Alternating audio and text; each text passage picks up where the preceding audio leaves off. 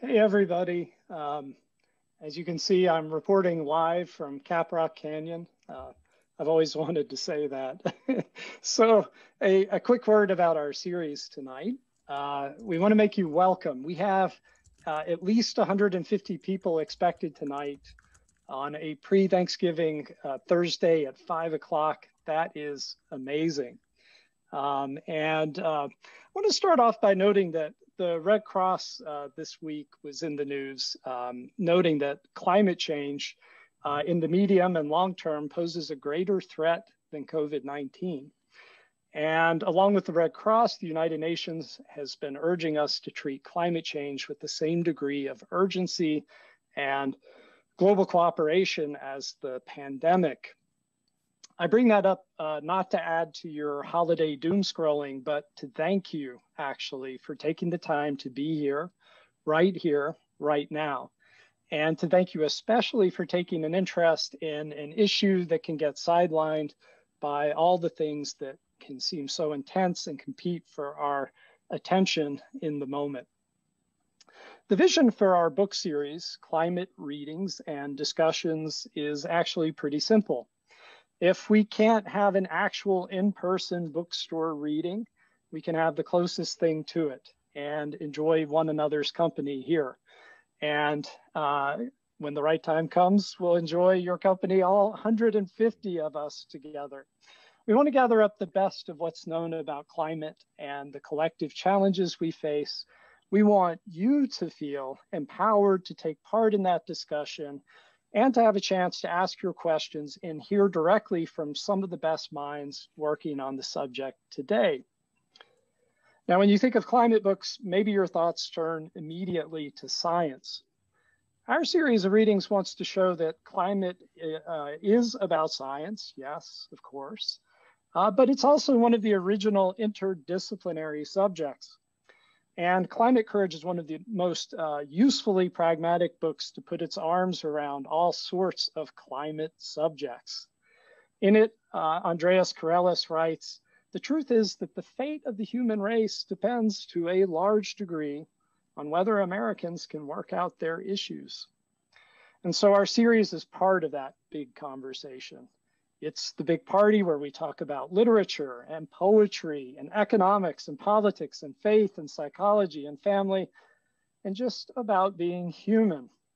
In fact, just about everything interesting under the sun is part of that discussion. That's why we need you to be a part of the discussion too. So that's our vision. Welcome to all of you. We're really glad you're here this evening.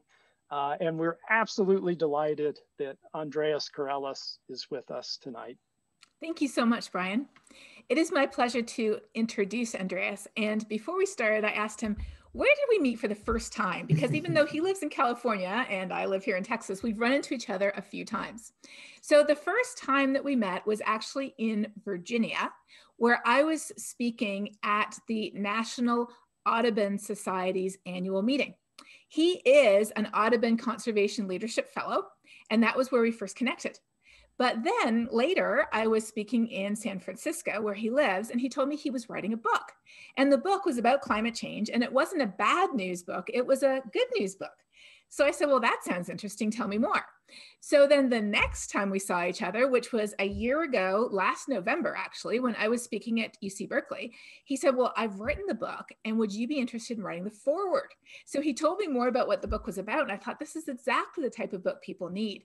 Not a book that's about more doom and gloom, not a book that's just about the science, but a book about the solutions and not the solutions of the future, the solutions of today, what people are doing now. So if you pick up the book, you're actually going to see a little forward from me at the beginning.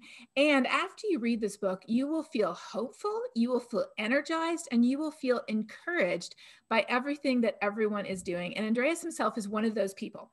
He runs an organization called Revolve, which specifically works with nonprofit organizations, helping them switch to solar. So he is one of those people who is not just talking about the solutions, he's doing them too. Now, Brian and I have several questions for Andreas, and he's going to give us a reading from some of his favorite passages and the passages that he thinks we might be most interested in.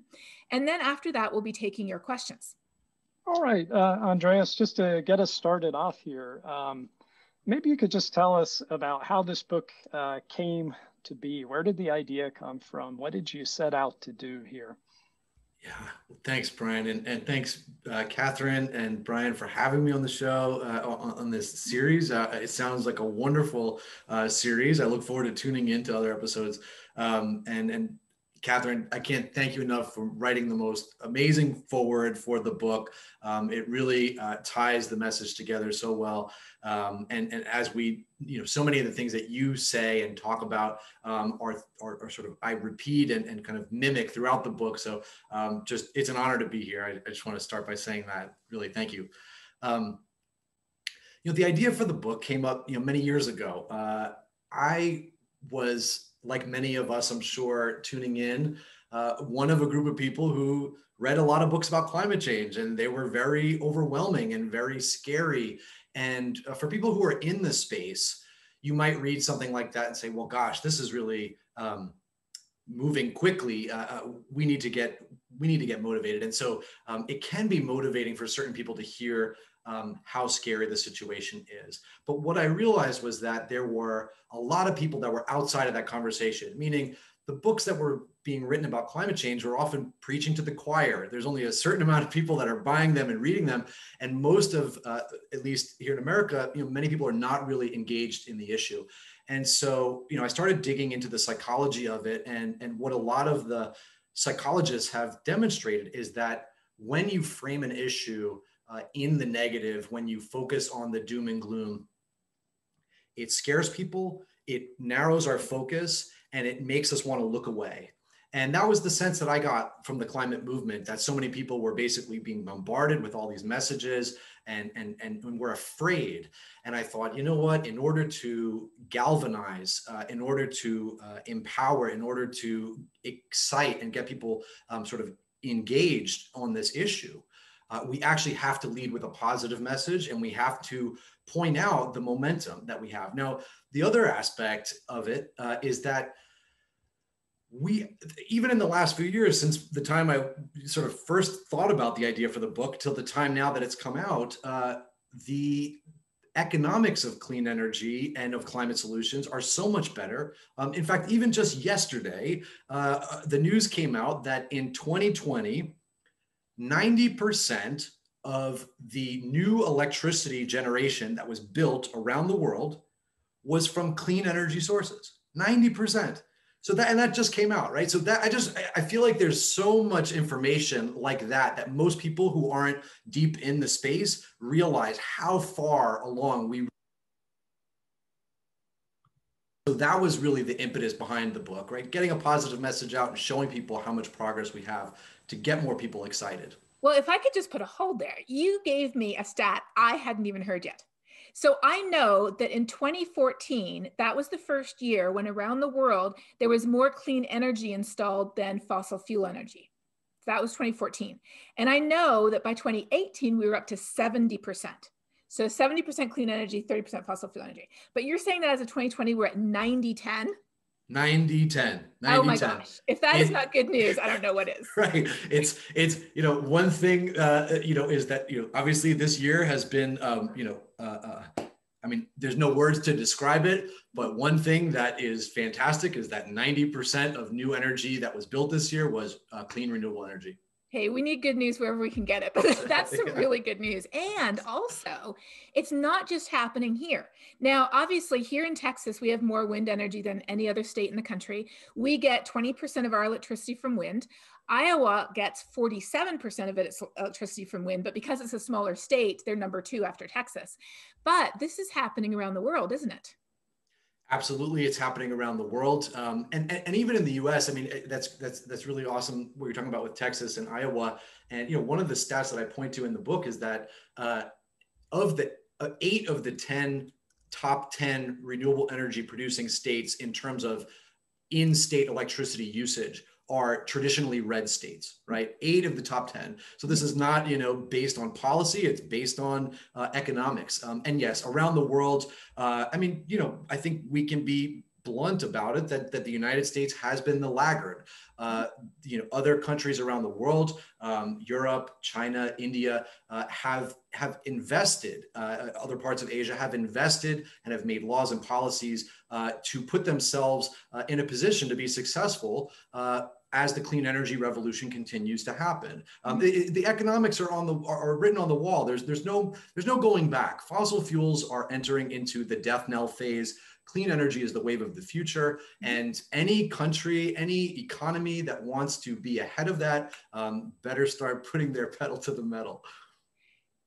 That is fascinating. And also too, I don't think you mentioned this, but a lot of these record low prices for solar are coming in from, not from rich countries, but from emerging economies and from developing countries who don't necessarily have a lot of fossil fuels. So if they invested in fossil fuel power generation, they'd have to buy those fossil fuels from another country, like the US, Canada, China, Russia, or the Middle East. Those are the big superpowers in terms of the fossil fuel resources.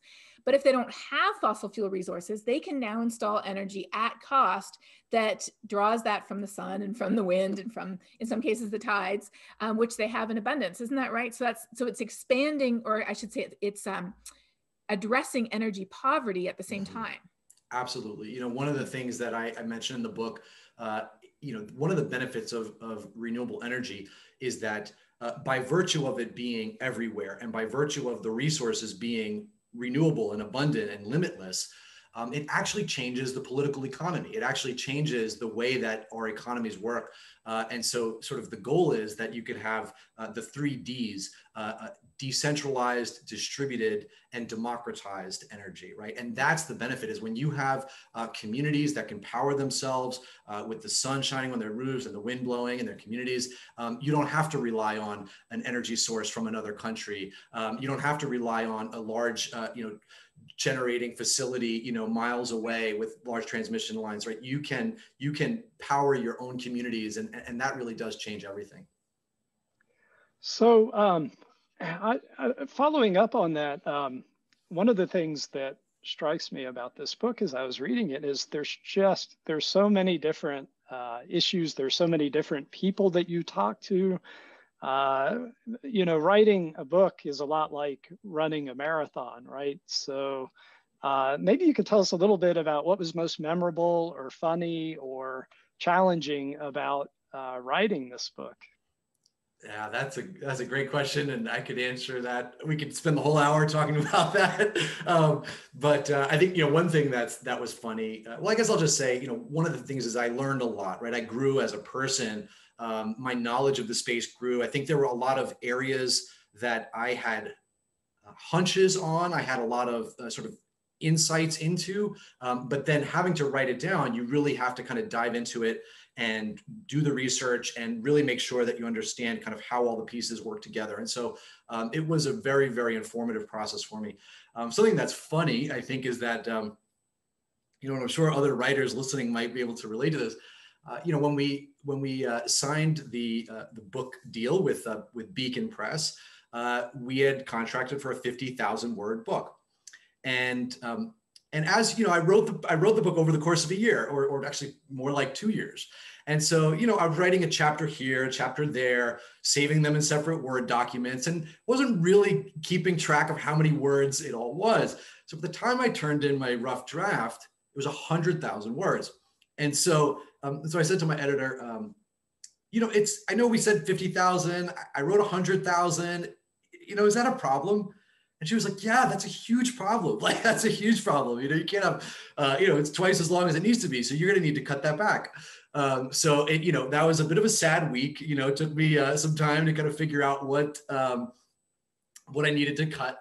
And then actually, funny kind of anecdote recently was just last week, I was talking to a close friend of mine who I had asked to edit some of the chapters of the book during the writing process. And he just finished the book and he said, none of the chapters that I reviewed for you were in the book. And I was like, what can I tell you, buddy? They made me cut it. So hopefully it comes out in a future book, but I think it's better for it. It's better for it. And I certainly grew as a writer through that process. Well, I hear you because I'm doing the exact same thing myself. I have a book coming out next year.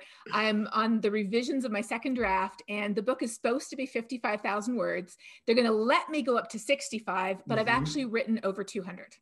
Wow. Yeah, exactly. So that is, you build the whole thing and then you prune it selectively. Yes. And you hope that the best parts make it. And I have to say that Brian is Absolutely. one of the people that is helping me with that pruning too, which is awesome. Nice. Yeah. Less is more. Yeah. Yeah, exactly.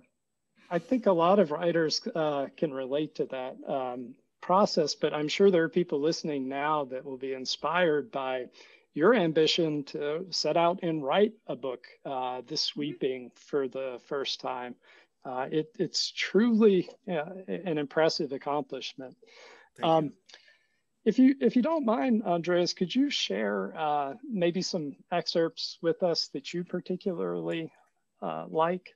Absolutely. No, 100%. And I've got a few here, and I'll start off with, again, picking up on that piece on the economics, how quickly things have accelerated. Just to put things in perspective, because I feel like this is so often overlooked. When we talk about climate change, and many of the political narratives that we hear is that it's the economy versus the environment. And frankly, this is a this wasn't true, 30 years ago, but it's even less true now, right? Like, we absolutely can and will and must, transform the economy through clean energy and sustainability. And I'm feeling hopeful about that based on the market forces. So let me read a brief excerpt about this. So one second, bear with me. And so this is, for those of you that haven't seen it yet, this is the book, Climate Courage, with forward by Catherine. So in the past 10 years alone, the costs of solar panels have dropped 70%, and the price of solar is continuing to fall.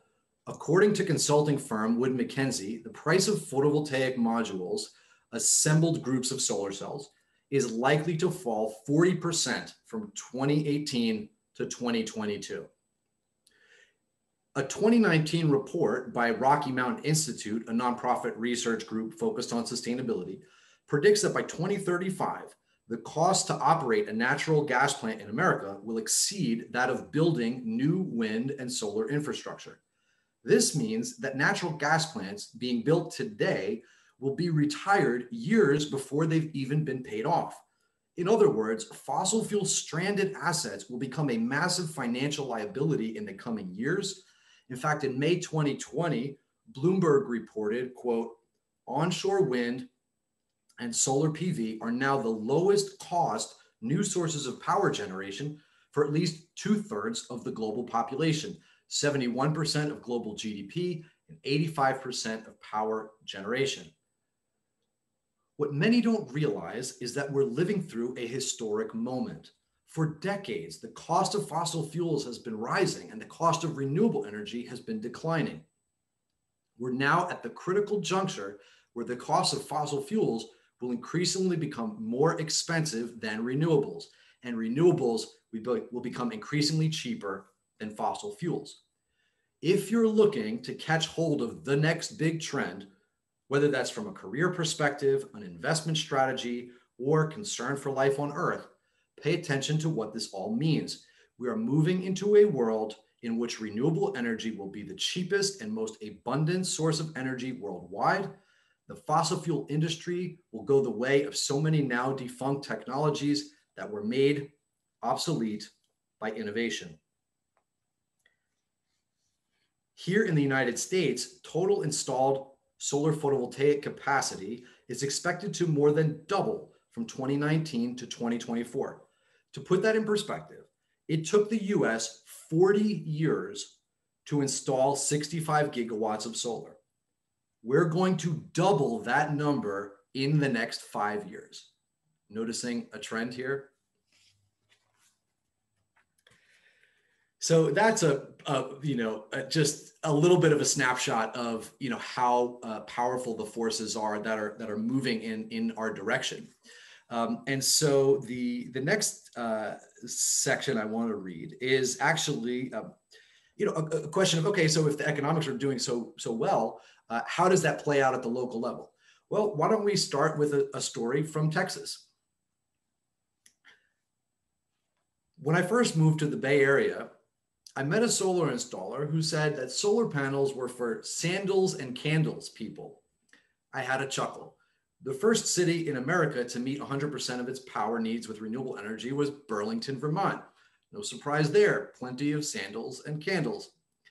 But the second city in the US to run on 100% renewable energy, Georgetown, Texas, led by Republican Mayor Dale Ross, with a population of 20,000 more people than that of Burlington, by the way. As Ross himself puts it, quote, Georgetown is the reddest city in the reddest county in Texas, and I'm a conservative Republican, end quote. What would compel them to go 100% green? Quote, no, environmental zealots have not taken over the city council, and we're not trying to make a statement about fracking or climate change. Our move to wind and solar is chiefly a business decision based on cost and price stability, end quote, Mayor Ross wrote in an op-ed. Well, as it turns out, this conservative puts his fiscal responsibility above partisanship. While going 100% renewable might not be a high ticket item on the Republican platform, it was the most cost-effective way to power the city. It was clear to Mayor Ross that putting the financial well-being of his constituents first meant going with renewables.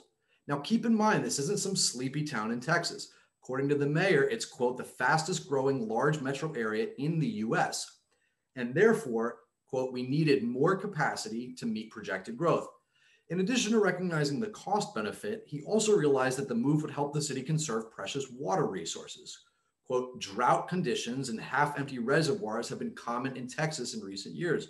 Traditional power plants making steam from burning fossil fuels can use large amounts of water each day. Our move to renewable power is a significant reduction in our total water use in Georgetown. Ross also sees that the switch to clean energy helping to attract businesses to his city. Quote, many companies, especially those in the high-tech sector, are looking to increase green sources of power for both office and manufacturing facilities, end quote. Here is a leader. Mayor Ross is not just a Mayor Ross is not just a smart mayor, he's also courageous. Here is a leader who did what was right for his city, despite the optics and political backlash he might face for what might be considered a liberal move. Quote, you think of climate change and renewable energy from a political standpoint on the left-hand side of the spectrum. And what I've done is toss all that partisan political thought aside, Mayor Ross says. We're doing this because it's good for our citizens. Cheaper electricity is better. Clean energy is better than fossil fuels. So this story to me is what the book is about, right? It's showing people who had the courage to do something about climate change despite the political implications, and they're successful as a result. So who are some other unlikely climate heroes? Well, one that I was really surprised by is the Department of Defense. So the DoD, which was a surprise to me, is the United States Department of Defense is the single largest energy consumer in the entire world. And each branch of the armed forces actually has very aggressive renewable energy targets that they're meeting in the near future, because the DoD realizes how important it is to preserve their energy security. So here's an excerpt from the book. When it comes to energy security, there's no greater concern for the military than on the battlefield. American soldiers are deployed to all corners of the globe, to remote locations, and often in hostile enemy territory. That means access to energy is one of the greatest security threats soldiers face. Hauling energy sources to the front lines is an extremely risky endeavor. In the early years of our wars in Iraq and Afghanistan, a single Marine combat brigade burned through 500,000 gallons of diesel fuel every day. The vast majority of supply trucks in a convoy were needed to carry fuel. A 2009 report estimated that 1 out of every 24 fossil fuel supply convoys resulted in a casualty because of the risks associated with transporting fuel. Between 2003 and 2007, over 3,000 American soldiers or contractors were killed in Iraq and Afghanistan while doing so. This tragic loss of life prompted the Marines to change their strategy. They assessed their options and found a winning solution: mobile solar photovoltaics. Instead of transporting energy sources via convoys along predictable routes, making them easy targets, Marines started carrying portable solar panels with them to forward operating bases. And unlike loud diesel generators, which can be heard for miles and allow adversaries to easily pinpoint their location, solar panels don't make a sound. Now soldiers could air condition their insulated tents, run their computers, communication devices, and lights, all with a few solar panels and batteries, saving the military tons of money, but most importantly, saving lives. And so, this to me, it's important to note, and this is something that Catherine, that you point out, so well, is it's really important to know the audience, right? And what is it that who we're trying to reach, what do they value? And what are those values, and how can we connect the dots to what they already care about? So, along those lines, another aspect of the book is around faith communities.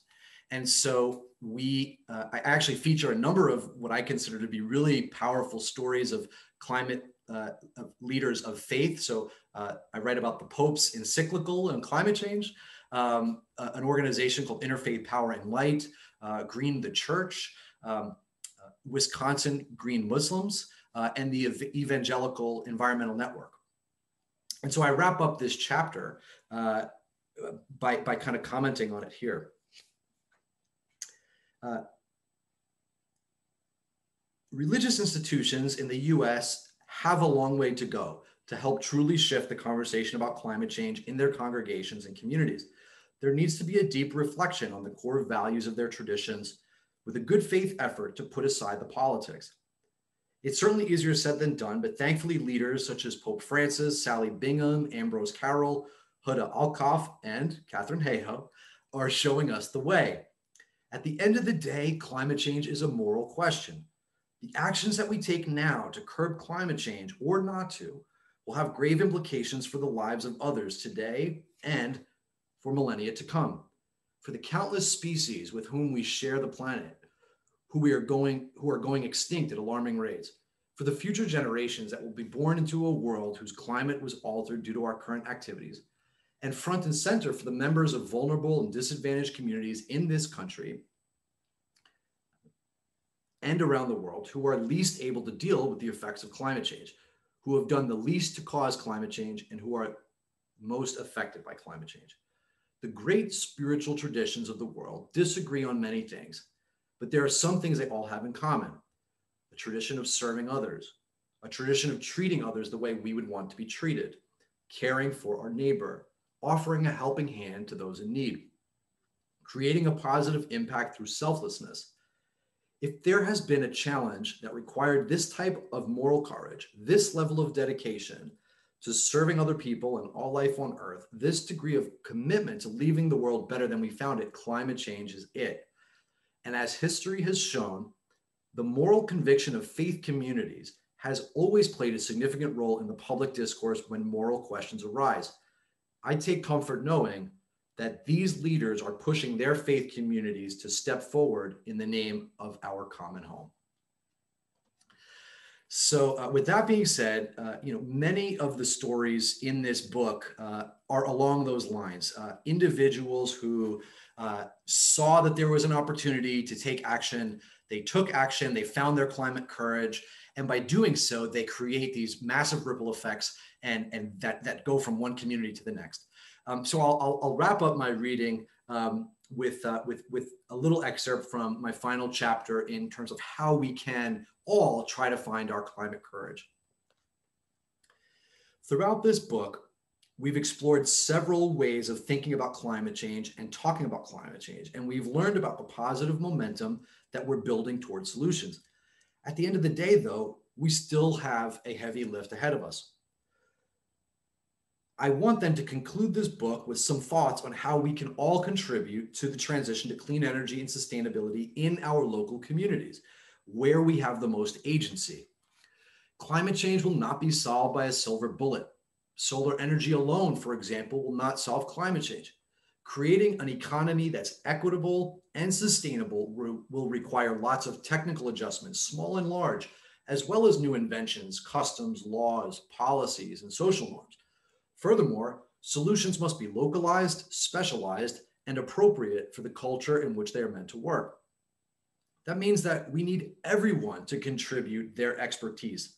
No one single person, group of people, or country can solve the problem, but all together we can. No matter your field of work, no matter where you live, or what role you play in your home, workplace, or community, you and the people around you are interacting with nature and society and have insights into how to solve the problems associated with climate change. So that's where we start. Climate change solutions are not waiting for us at a fancy delegation of diplomats in a foreign country. They are at our kitchen table. And remember, whatever you do, be it big or small, make sure it involves other people. Building community through climate solutions is the key to making them work. That is so encouraging. Thank you so much, Andreas. That was awesome. Thank you. So, Andreas, before we get to questions from the audience, and this is a good moment, if you haven't done so, go ahead and get them into Poll EV and go ahead and up or down vote questions. But I did want to kind of reflect for a moment on our moment and go back to that passage or that quotation that I noted earlier about how we as Americans work out our issues. That has a really large bearing on climate change and our global future. So I was wondering if you could update your book now. There's been a lot that's happened since you were writing it. What would you say? What does our moment have to tell us about that? And how does maybe your book speak to it? Yeah, no, it's a really profound question, right? And I think we're all trying to answer that. We're all trying to kind of read into the times that we're living in and think about how do we make it out of this better than what's than we are now and the way things are. And I think that we are in an incredibly divided time, and I think that's going to continue to be the case for some time. And I think with anyone, with any group, with your family, with your friends, if there's division, if there's conflict, we have to ask ourselves, well, how do we bring ourselves back together? How do we reestablish trust? How do we reestablish some sense of sort of we're all in this together? And to me, the answer, and what I've sort of uncovered in my research, is that the answer is by finding things that we have in common, right? Finding common interests and shared values. And so one of the things that I think is so profound, probably one of the most important facts that I discovered during the writing, 85% of Americans want to see 100% clean energy in their community. 85% of Americans. I would venture to guess that there's not many things that 85% of Americans are in agreement with today, right? 2/3 of Americans are concerned about climate change. So there's a sort of a myth that Americans, I mean, obviously in the political world, there is a division and politicians have their own agendas. But when you look at Americans, they care about climate change. They know that it's happening. And most importantly, we are all on board with the solutions, which are clean energy. Everybody is in agreement, overwhelming support. So to me, that's the answer. And actually, I'm really, I think, Joe Biden has done a very smart move in his climate plan, which is to say, look, we need to reinvigorate our economy after this depression, after this pandemic. And what better way to do that than by marrying the economic recovery with our climate change solutions, by investing $2 trillion, by creating 5 million jobs, by shooting for 100% clean renewable energy by 2035, right? So, and these are the things that are simple and they have broad support on both sides, right? Everybody wants to see clean energy. And so that to me is, I think, the exciting, and I think everything in the book points to that, right? I wouldn't really have to update it much except point out, what's happened from the time I wrote it to now, but the solutions are still the same. People care about clean energy, and it's more about how do we sit down together and come up with a plan to make these solutions happen, because we're all, at the end of the day, on the same page. That's really encouraging and timely with Thanksgiving conversations around the corner. Maybe we all need to have another look at the chapter on talking to one another about the issues and the psychology and reframing the narrative. Mm-hmm. Thank you very much. It sounds like from the questions we're getting that everybody needs to read your book, because the questions we're getting, most of them I know are answered in the book. So let's go to some of the questions now. I would say, let's see, the top question is a question I think you've already touched on a little bit. And if you just want to expand on it a bit more, it's this one. How do we tackle climate change because it's such a partisan issue? How do we prevent it from becoming even more partisan than it is? Yeah. And I would, honestly, Catherine, I mean, this is why it's such an honor to have you write the foreword and to be here with you now is I would point to something that Katharine Hayhoe says, which is, that the most important thing we can do about climate change is talk to each other about it, right? And when we talk to each other about it, what we'll find is that once you get past the initial sort of, political talking points that they may have heard on TV, what you'll find is that if you start to ask questions and find out what the person sitting across from you really values, you'll find that there's a lot of values that we share, that we have in common. We all want to see our economy lifted back up. We all want to see new jobs created.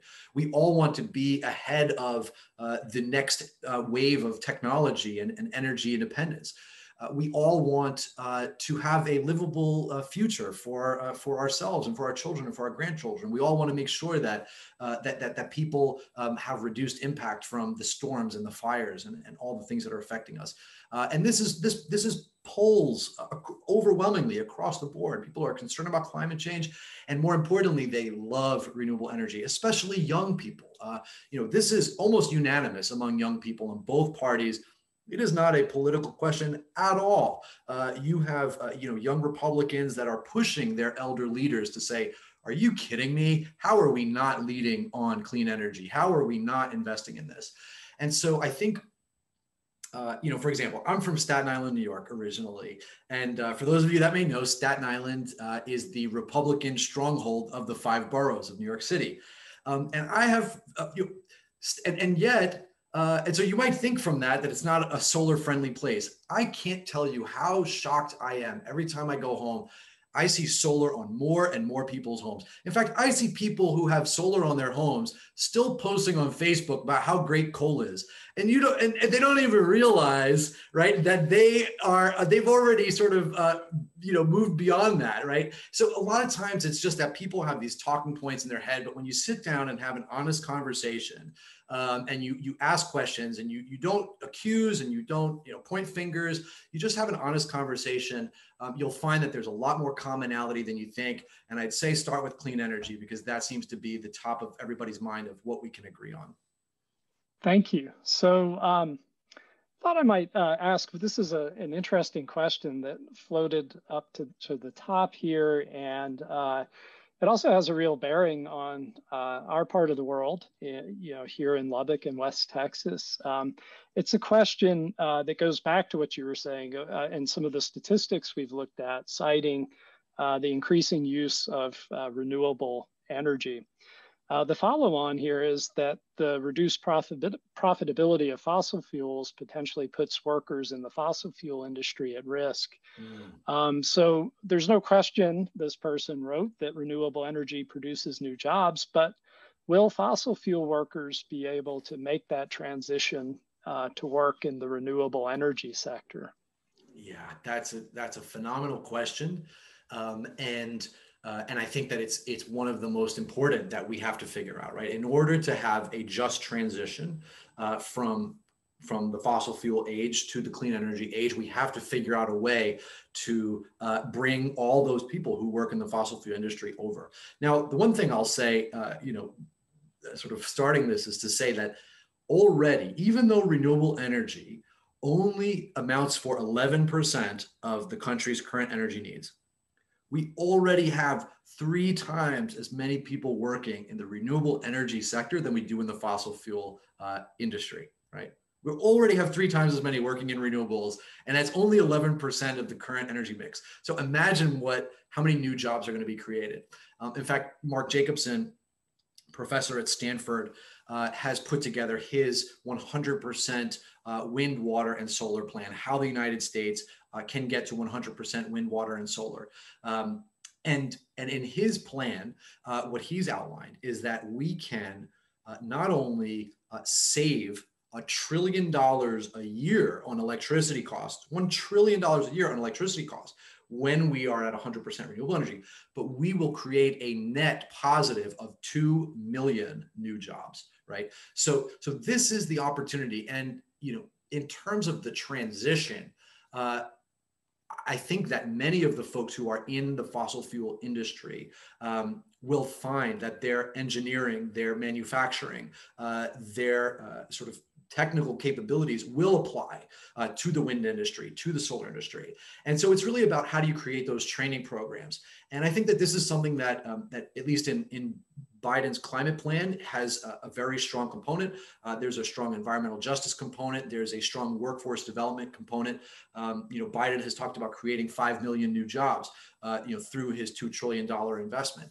And so one of the things that I like to point to in the book is all the training programs that have been successful so far. So I talk about grid alternatives. I talk about a group in Richmond called Richmond, California, called Solar Richmond. I talk about a group in West Virginia called Solar Holler that is actually training former coal miners to become solar installers, right? So these are just a few examples that these programs are already in place, and that this is the breeding ground. This is the experimental ground. We have these examples of training programs that work. And what we need to do now is research them and see where they're working. And then how do you scale them up? How do you bring them up to a point where everybody can kind of benefit from these trainings? Well, and not only that, but drilling. We have to drill for a lot more things than oil and gas too. There's all kinds of skills that could be useful elsewhere. And the statistic you mentioned was one that I first heard a while ago, and it really surprised me. Here in Texas, per megawatt of electricity generated, if it comes from wind in Texas, it generates 8 times more local jobs than if it comes from coal or natural gas. I heard that stat for the first time about 10 years ago, and it blew me away, but I heard it from somebody who works in the industry regularly, has been around for decades here in Texas, and it just totally blew me away. And I don't think people know that there's that many more jobs in the industry in terms of maintenance, in terms of construction, in terms of generation and transmission. Okay, so we have a ton of questions. So we're going to do a little bit of a speed round. And that means that it's on you to just keep the answers short, and everybody just buy the book if you want more. That's the whole point, right? Great. Okay. So we got a question about the grid. Can our grid handle 100% renewable energy? And if not, why not? The answer is absolutely. The grid can. And as I mentioned, Mark Jacobson, civil engineering professor, just put out a textbook actually that lays out exactly how we get to 100% wind, water, and solar. My brief answer would be to say that we are shifting the grid to be a smart grid and to be a grid where people are both consumers and producers of energy, where rather than focusing on a few baseload power providers, that we build the grid around variable resources, that we build the grid so that we're able to know when the sun is going to shine, when the wind is going to blow, and that we're able to balance that sort of in a smart and in real time. And I think there's a lot of innovation that can happen there, but we're already seeing it.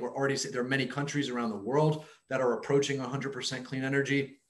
And I think that continuing to invest in that space is going to be critical to the coming years. Yeah, I don't think people know, like Scotland, I think is already at 100%. And what other countries are almost at 100%? There's at least a dozen.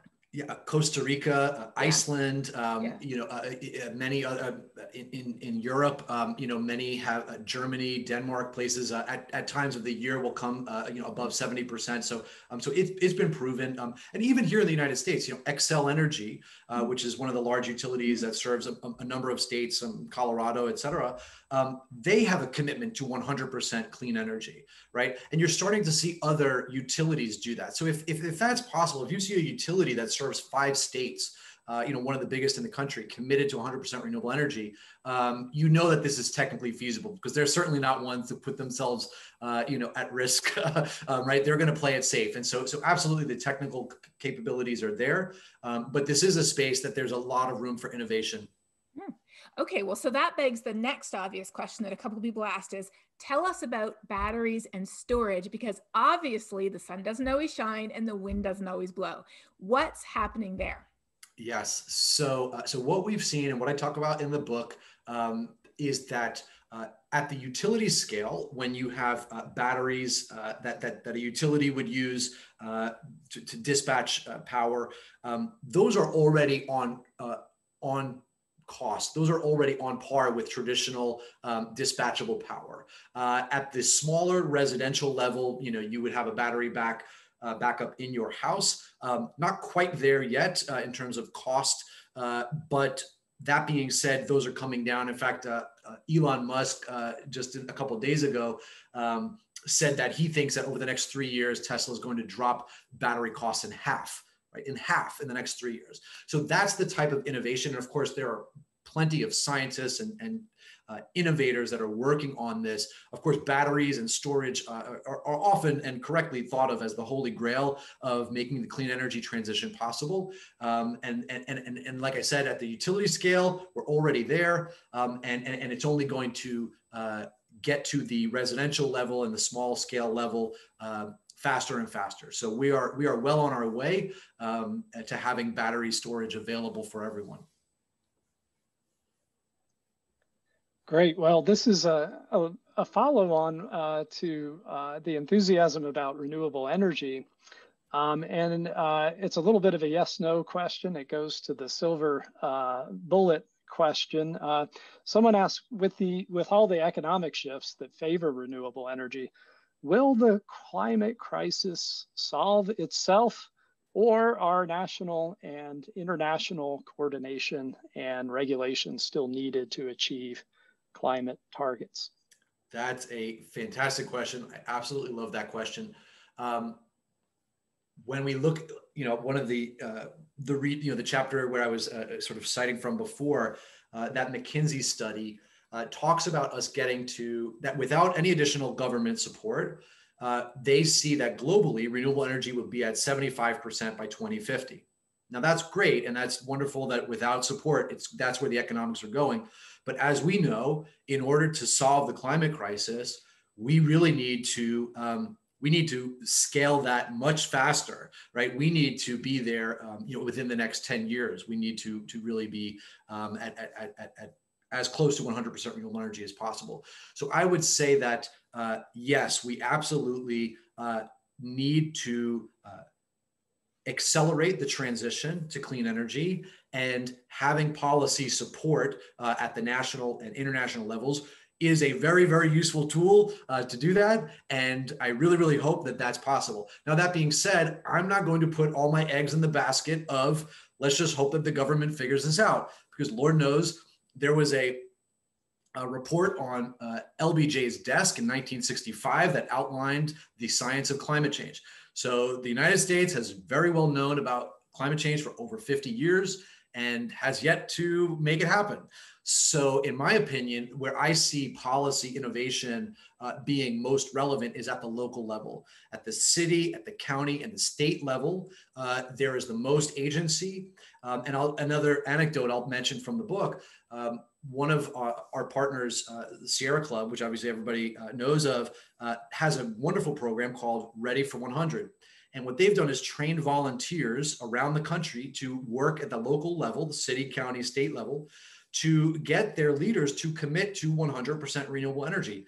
And in just a few years, this group, this empowered group of volunteers, has gotten so many places to commit to 100% renewable energy that now 1/3 of Americans live in a place that is on target for 100% renewable energy. 1/3, right? So that to me is where we can really have the most impact.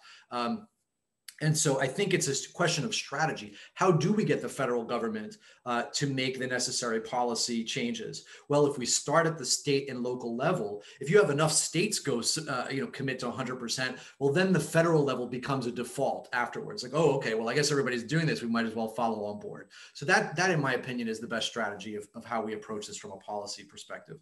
Mm-hmm. That's great. I've been putting links in the chat for everybody. Do not forget to buy Climate Courage because it is full of hopeful stories and incredible facts, and it will set you up for the best Thanksgiving conversations you've ever had, at least the most positive ones about climate change, let's say. Yeah, climatecourage.us is the website. You can order the book that's there. easy to find, climatecourage.us. I'll put that in here too. Great. Somebody actually Ryan pointed out that, for example, building solar carports, as he said, it creates all kinds of jobs in extracting the metals, recycling metals, smelting them, creating the solar panel manufacturing, transporting them, installing them. There's a lot of things to do. So it isn't just people putting solar panels up, it's a whole industry around the world that we're creating. And solar panel recycling is just getting started, right? This is actually my question. I'm going to ask this one to you last. We just have 1 more minute, so it's got to be a speed answer. But tell me about the recycling issue. Yeah, this is a really important one. Frankly, I don't have a great answer for it. All I can say is that the materials that are used in solar panels are valuable the same way they are in laptops or cell phones or many of the technologies that we use today. And so as these technologies continue to come to the end of their life, more and more people, I have faith that more and more people will be able to figure out how to extract those materials to use them again. The truth is that we really haven't had to, because the first wave of solar panels that went up in the 70s are still up and producing power. So, and they will be for some time. So we haven't really had to tackle that yet, but I believe, and people are working on it, and I do trust that we'll be able to recycle that. Yes, and I think there's already companies doing it. When I've looked into it, there's already people working on that and working on recycling wind turbines too. In fact, I was supposed to visit one of the companies in Ireland that's recycling wind turbines when the pandemic shut them down. So that was the first casualty of the pandemic for me, was not being able to see wind turbine recycling. So Andreas, thank you so much for joining us. This has been absolutely fantastic. Everyone, I hope you really enjoyed this conversation. It has been recorded. It will be posted online. We will be following up with a link to all of the resources that we talked about here. But again, don't forget to buy a copy of a book, buy an ebook if you want, so you don't waste paper or any carbon, and learn a lot of encouraging, inspiring things. Thank you for joining us. Don't forget to click on the link to find more information about our next book discussions next semester with Naomi Oreskes in February, then Bill McKibben, then Jerry North, and we will see you soon. Thank you. Thank you all so much. Pleasure being here.